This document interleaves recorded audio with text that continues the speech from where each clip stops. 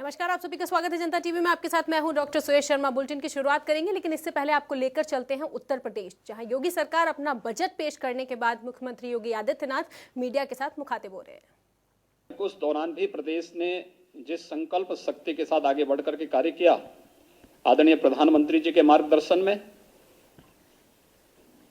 हम जानते हैं कि हमारे राजस्व की प्राप्तियों में जो हमारे लक्ष्य थे, उस लक्ष्य के अनुरूप उन प्राप्तियों को प्राप्त करने में हमें कुछ कठिनाई हुई। उस सब के बावजूद एफआरबीएम की जो सीमा भारत सरकार ने और रिजर्व बैंक ने रखी है 4.5% का, हम उसको 4.17% तक ही हम लोगों ने सीमित करके रखा और उसके अंदर ही अपने इस बजट को प्रदेश के लिए सर्वांगीण विकास को ध्यान में रख करके हम लोगों ने आज का ये बजट प्रस्तुत किया है। बजट में मुख्य रूप से जिन चीजों की तरफ आप देखेंगे कि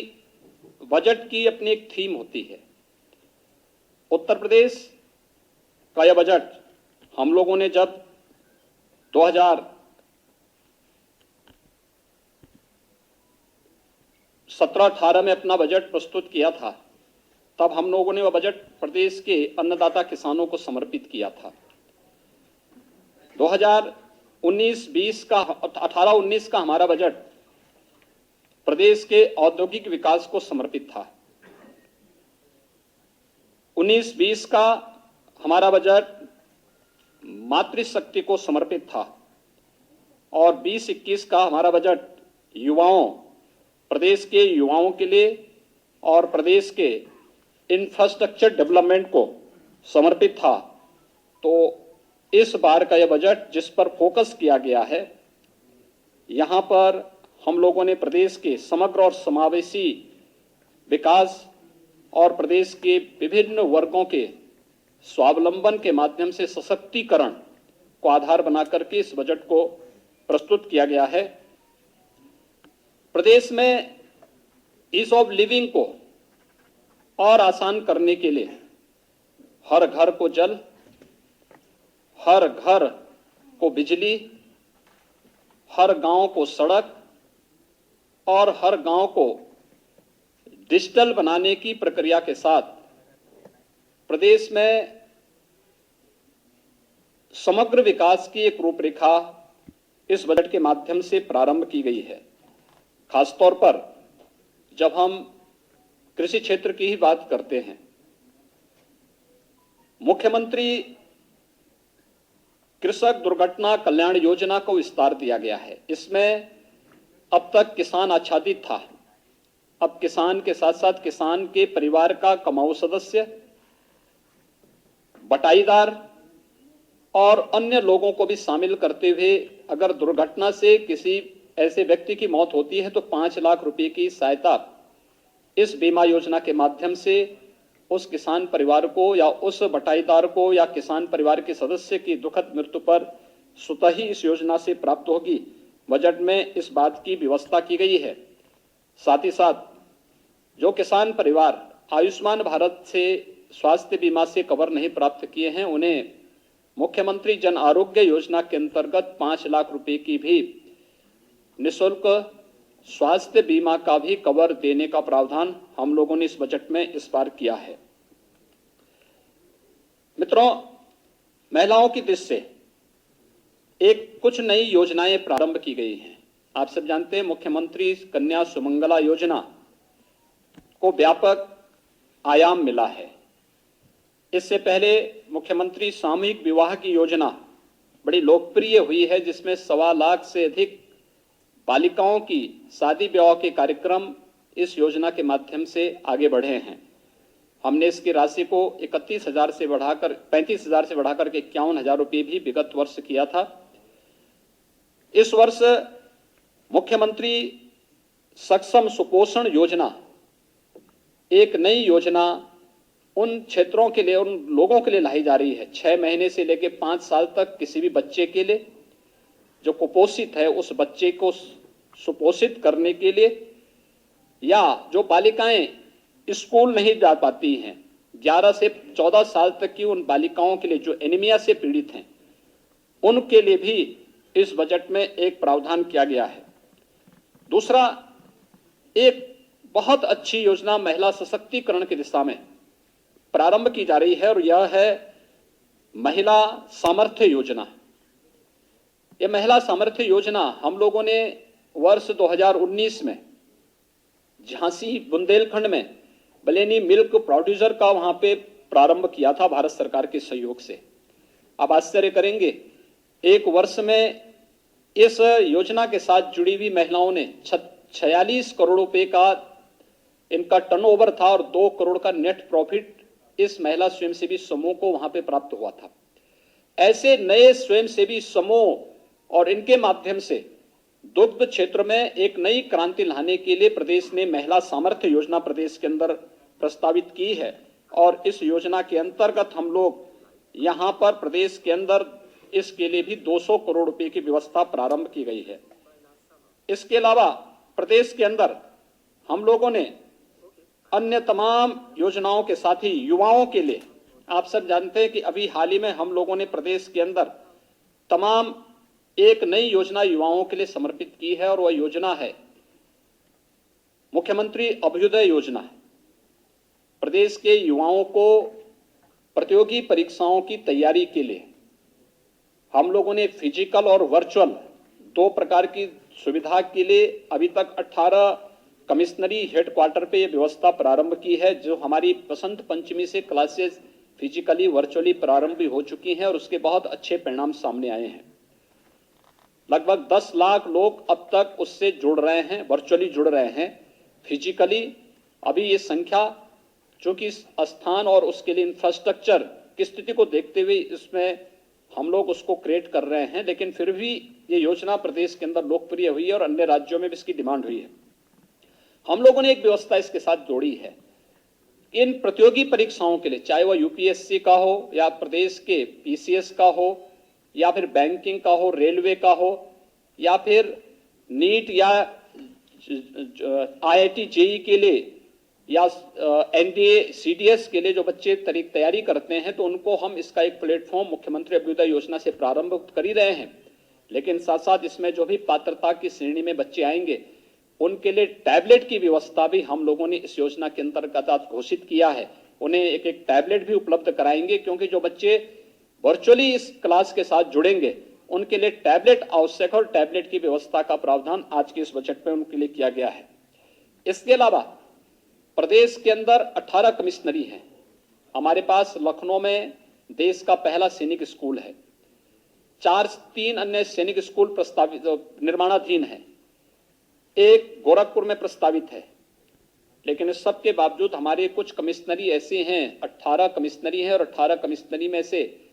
जो कमिश्नरी शेष बची हैं जिनमें कोई सैनिक स्कूल नहीं है, उसमें एक एक सैनिक स्कूल को भी हम लोगों ने आज प्रस्तावित किया है कि एक एक सैनिक स्कूल उस कमिश्नरी के अंदर किसी एक जनपद में स्थापित करने की कार्य योजना हम इसके साथ बनाएंगे। संस्कृत पढ़ने वाले बच्चों के लिए, उनके लिए सबसे बड़ी समस्या होती है कि उनकी लॉजिंग और फूडिंग की व्यवस्था नहीं हो पाती है, जिससे विद्यालयों में भी उपस्थिति नहीं रहती है और साथ साथ स्वाभाविक रूप से बच्चे नहीं आ पाते हैं तो विद्यालयों में भी उपस्थिति कम रहती है और उन बच्चों के सामने भी। अब हम लोगों ने एक व्यवस्था प्रारंभ की है। बजट में एक प्रावधान कर दिया गया कि जिन आश्रमों में सुविधा होगी तो गुरुकुल पद्धति से अगर वे लॉजिंग की व्यवस्था करेंगे तो उनकी लॉजिंग और फूडिंग के लिए सरकार इसके लिए व्यवस्था करेगी और इसमें हम गुरुकुल पद्धति को पुनर्जीवित करने के लिए संस्कृत पाठ्यक्रम को और मजबूती से आगे बढ़ाने के उन बच्चों की लॉजिंग और फूडिंग की सुविधा के लिए सरकार इसमें सहयोग करेगी और ये कार्यक्रम आगे बढ़ेंगे। प्रदेश के अंदर खेलकूद और खेल विकास और खेलकूद के लिए भी प्रोत्साहन के लिए प्रदेश सरकार ने व्यवस्था की है। हम लोगों ने प्रदेश के अंदर पहले से हमारी योजना चली, हर गांव में खेल का मैदान होना चाहिए। खेल के मैदान के साथ साथ ओपन जिम की स्थापना भी वहां पर हो, जिससे बच्चों के अंदर अपने स्वास्थ्य के प्रति एक नई जागरूकता पैदा हो सके। यह कार्य हम प्रारंभ कर रहे हैं। पीआरडी के भी सशक्तिकरण करने की दिशा में भी एक कार्यक्रम बनाए जा रहे हैं और प्रदेश के अंदर एक व्यवस्था कि जिस कमिश्नरी में कोई राज्य विश्वविद्यालय हमारा अभी नहीं है, 3 राज्य विश्वविद्यालय हमारे वर्तमान में प्रस्तावित हैं, एक सहारनपुर में, दूसरा अलीगढ़ में, तीसरा आजमगढ़ में। इसके अलावा जिस कमिश्नरी में कोई राज्य विश्वविद्यालय नहीं होगा वहां पर हम एक नए राज्य विश्वविद्यालय की स्थापना वहां पर हम लोग करेंगे। इस दिशा से एक बड़ा कार्यक्रम, इस बड़ी घोषणा भी इस बजट में की गई है। इसके साथ ही प्रदेश के अंदर हमारे 69 जनपद ऐसे हैं जिन 69 जनपदों में कोई ना कोई हमारा मेडिकल कॉलेज है, गवर्नमेंट का हो या प्राइवेट क्षेत्र का मेडिकल कॉलेज वहां पर है और बेहतरीन स्वास्थ्य की सुविधा वहां पर उपलब्ध होती है। जिन क्षेत्रों में कोई मेडिकल संस्थान या मेडिकल कॉलेज नहीं, जिन जनपदों में ऐसे 16 जनपद हैं, उन 16 जनपदों में भी पीपीपी मोड में हम लोग नए मेडिकल कॉलेज स्थापना के लिए सहयोग करेंगे। इसकी पॉलिसी हमारी तैयार हो चुकी है और बजट में इसकी घोषणा कर दी गई है। ये प्रदेश के अंदर हेल्थ इंफ्रास्ट्रक्चर की स्ट्रेंथनिंग के लिए एक बहुत बड़ी घोषणा है और ये प्रदेश की स्वास्थ्य सुविधाओं को और बेहतर बनाने में इससे काफी मदद मिलेगी। प्रदेश के अंदर हम लोगों ने कोरोना कालखंड में इस बात को देखा होगा कि प्रदेश के अंदर संगठित और असंगठित क्षेत्र के श्रमिकों के सामने किस प्रकार की समस्याएं खड़ी होती हैं। कोरोना जैसी महामारी के दौरान सारी व्यवस्था अस्त व्यस्त सी हो गई और बड़े पैमाने पर लोगों ने पलायन का रास्ता अपनाना प्रारंभ किया था। उस समय हम लोगों ने फ्री में राशन, भरण पोषण भत्ता और उनके आवागमन की व्यवस्था को सुनिश्चित करने का कार्य किया था। इस बार हम लोगों ने व्यवस्था की है कि संगठित और असंगठित क्षेत्र के मजदूरों को लो हम श्रम विभाग की योजनाओं से उन्हें आच्छादित करते हैं, जिनके लिए हम लोगों ने विगत वर्ष 18 अटल आवासीय विद्यालय उनके बच्चों के लिए प्रारंभ करने की कार्रवाई प्रारंभ की है। वर्तमान में उनकी पे कार्रवाई तेजी से चल रही है, जिसमें हम उन सभी बच्चों को जिनके रजिस्टर्ड श्रमिक हैं उनके बच्चों को ला करके 6 से 12वीं तक की और आवश्यकता पड़ेगी उससे आगे की भी व्यवस्था हम करेंगे। ढेर सारी योजनाएं उनके लिए हम पहले से चला रहे हैं। श्रम विभाग के द्वारा ही उन्हें हम न केवल उन लोगों को वहां पे हम लोगों ने पहले से ही स्वास्थ्य बीमा की बल्कि सामाजिक सुरक्षा की गारंटी भी वहां पर उपलब्ध कराई है। पहली बार असंगठित क्षेत्र के उन मजदूरों के लिए जिनकी संख्या अगर अकेले प्रदेश के अंदर ही हम देखेंगे लगभग 1 करोड़ से अधिक है। 40 लाख प्रवासी कामगार और श्रमिक तो केवल प्रदेश में ही आए थे कोरोना कालखंड में। इसके अलावा एग्रीकल्चर के क्षेत्र में काम करने वाले, ठेला खोमचा रेहड़ी लगाने वाले, पल्लेदार, कुली, ये जितने भी हैं ये असंगठित क्षेत्र के वे लोग हैं जिनका कोई पुरसा हल नहीं। प्रदेश सरकार ने एक व्यवस्था की है कि असंगठित क्षेत्र के हर व्यक्ति को हम लोग उनका रजिस्ट्रेशन की कार्रवाई करने जा रहे हैं और उन सभी को 2 लाख रुपए की सामाजिक सुरक्षा की गारंटी प्रदेश सरकार उन्हें उपलब्ध कराएगी। और साथ साथ प्रदेश के अंदर हम लोग असंगठित क्षेत्र के प्रत्येक व्यक्ति को जो असंगठित क्षेत्र का मजदूर है उसे 5 लाख रुपए की स्वास्थ्य बीमा की भी कवर मुख्यमंत्री जन आरोग्य योजना के अंतर्गत हम उन्हें देने जा रहे हैं। ये बड़ी योजनाएं इस क्षेत्र में उन लोगों के लिए उपलब्ध कराई जा रही हैं जो लोग अब तक इन सभी योजनाओं से वंचित थे और एक प्रकार से अव्यवस्थित से और खानाबदोश से उनके जीवन से था, उसको व्यवस्थित बनाने के लिए लगभग 1 करोड़ से अधिक असंगठित क्षेत्र के लोग और 1 करोड़ से अधिक संगठित क्षेत्र से जुड़े हुए मजदूर इससे लाभान्वित होंगे। किसानों के हित के लिए एक नई घोषणा भी आज इस बजट में की गई है और वह है निराश्रित गौआश्रय स्थलों के लिए। आप सब जानते हैं कि लगभग प्रदेश के अंदर अब तक हम लोग प्रदेश के अंदर 5.5 लाख से अधिक गौवंश हमारे पास सरकार के द्वारा संचालित निराश्रित गौ आश्रय स्थलों में उनकी व्यवस्था और उनकी सुरक्षा की जा रही है, उनके खान पान की व्यवस्था, उनके रखने की व्यवस्था की गई है। लेकिन हमने इसके साथ ही एक व्यवस्था और की थी जिसमें मुख्यमंत्री निराश्रित बेसहारा गोवंश सहभागिता योजना थी। इसमें भी 74,000 गोवंश को हम लोगों ने किसान परिवारों को दिया, जिसमें हम 900 रुपये हर गोवंश उस किसान परिवार को उपलब्ध कराते हैं। लेकिन सरकार ने तय किया है हर न्याय पंचायत स्तर पर भी एक निराश्रित गौ आश्रय स्थल होना चाहिए और इस बार बजट में निराश्रित गौ आश्रय स्थलों की व्यवस्था के लिए भी धनराशि की व्यवस्था की गई है, जिसको हम स्थानीय एनजीओ के माध्यम से उसको संचालित करने का कार्य करवाएंगे। इंफ्रास्ट्रक्चर और वहां की जो लैंड होगी ये सरकार की होगी और एनजीओ की साथ मदद से हम इसको संचालित करने का कार्य करेंगे। इसके साथ ही नगरीय क्षेत्रों में भी हम इस प्रकार की योजना को संचालित करने का कार्य करेंगे और ये कार्य आगे बढ़ने के साथ ही वाराणसी में गोकुल ग्राम की तर्ज पर प्रदेश के अंदर भी हर न्याय पंचायत स्तर पर फिर बाद में इस गोकुल ग्राम के रूप में इस तर्ज पर इसको आगे बढ़ाने की एक बृहद कार्य योजना को हम आगे बढ़ा रहे हैं। और निराश्रित गोवंश की नस्ल सुधार की दिशा में भी एक नई कार्य योजना की घोषणा आज यहां पर की गई है। खुरपका और मुंहपका जैसी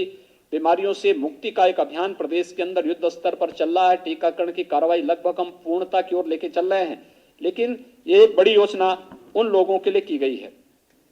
प्रदेश के अंदर व्यापारियों के लिए भी जो 5 लाख रुपए की व्यापारी कल्याण की योजना थी, अधिक से अधिक रजिस्ट्रेशन हो, वह भले जीएसटी देता हो या न देता हो, यह बात का विषय है, लेकिन रजिस्ट्रेशन के साथ साथ उन लोगों का रिटर्न भरने की ट्रेनिंग देने और 10 लाख रुपए तक की कोई दुर्घटना उनके साथ होती है,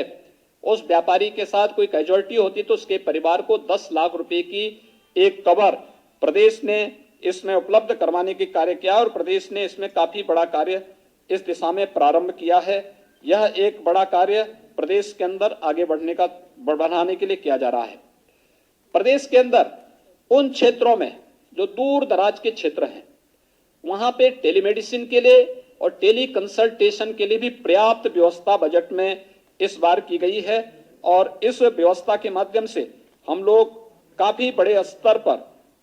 प्रत्येक नागरिक तक बेहतर स्वास्थ्य की सुविधा उपलब्ध कराने में हमें मदद मिलेगी। कुछ नई चीजें जो वास्तव में यहां पर उपलब्ध हो सकती हैं, लखनऊ में हम लोगों ने एक एनआईवी पुणे की तर्ज पर national institute of virology Pune, जो भारत सरकार का संस्थान है और किसी भी प्रकार के वायरस की समय से पहचान करने और फिर उस वायरस के खिलाफ उस प्रकार के वैक्सीन को विकसित करने की दिशा में कार्य किया जा सके, इसके लिए एक उस प्रकार का संस्थान प्रदेश सरकार ने अपने स्तर पर यहां पर बनाने की एक कार्य योजना को बजट में दिया है, जिसमें केजीएमयू, सीडीआरआई, एकेटीयू मिलकर के उस प्रकार का एक संस्थान लखनऊ में बनाएंगे, जिससे आने वाले समय में कोविड-19 जैसा कोई अगर वायरस प्रदेश में किसी भी प्रकार का या उत्तर भारत में कहीं भी उसका अटैक होता है तो समय से हम उसकी पहचान कर सकेंगे और उस दिशा से फिर वैक्सीन के निर्माण में भी ये सहायक हो सकेगा। इसके लिए एक बड़ा कार्य यहां पर प्रारंभ किया जा रहा है। इसके साथ ही प्रदेश के अंदर हम लोगों ने प्रदेश के अंदर चाहे वह या पूर्व प्रधानमंत्री श्रद्धेय अटल बिहारी वाजपेयी जी के नाम पर चिकित्सा विश्वविद्यालय की स्थापना को हो या प्रदेश के आयुष विश्वविद्यालय का है, प्रदेश के अंदर एक नए हम लोगों ने यहाँ पे विधि विश्वविद्यालय का लॉ यूनिवर्सिटी प्रयागराज में बनाने की कार्रवाई को भी हम लोगों ने इस बजट का हिस्सा बनाया है। तो साथ ही साथ केजीएमयू में institute of virology and infectious disease के साथ ही एक एसजीपीसीआई के लिए भी एक डायबिटीज रेटिनोपैथी की एक नई घोषणा इस बजट में की गई है, जो स्वास्थ्य क्षेत्र में एक उच्च स्तरीय बेहतरीन सुविधा यहां पर उपलब्ध कराने की दिशा में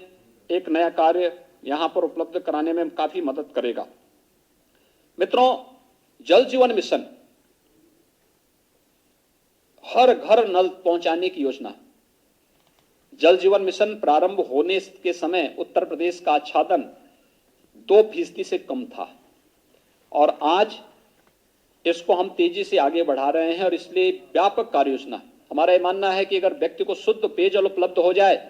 तो आधी से अधिक बीमारी उसकी दूर हो जाती है। हम लोगों ने पूर्वी उत्तर प्रदेश में आदरणीय प्रधानमंत्री जी के मार्गदर्शन में, उनकी प्रेरणा से इंसेफ्लाइटिस की समस्या का समाधान करने में काफी बड़ी मदद हमें मिली है। इसमें हमारे 2 आधार थे। एक था स्वच्छ भारत अभियान, हर परिवार के पास एक शौचालय उपलब्ध कराना, और दूसरा था शुद्ध पेयजल की आपूर्ति। 38 जनपदों में प्रतिवर्ष 1200 से 1500 जिन बच्चों की मौत होती थी, 1 से 15 वर्ष तक के बच्चों की लगभग 1200 से 1500 मौतें प्रतिवर्ष होती थी।